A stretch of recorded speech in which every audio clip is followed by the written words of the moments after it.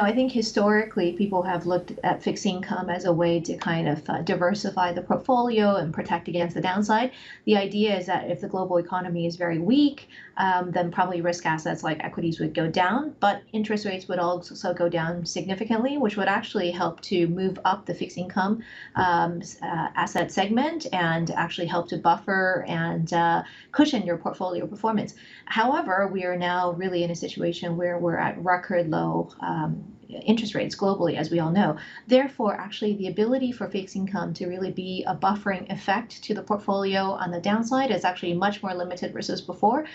Probably really only cash can play that role at this juncture. So we actually see that fixed income in general is getting less and less attractive as yields are nearing zero in almost all parts of the world, and in many parts of the world actually even negative. I would say relative to other places in developed markets, China fixed income is still a little bit more attractive because of higher yield, but obviously probably weaker liquidity versus elsewhere as well. I do think that people are gradually getting more interested in the onshore specifically, where the liquidity is pretty decent and probably historically people have been underpositioned and it's moving into the global indices.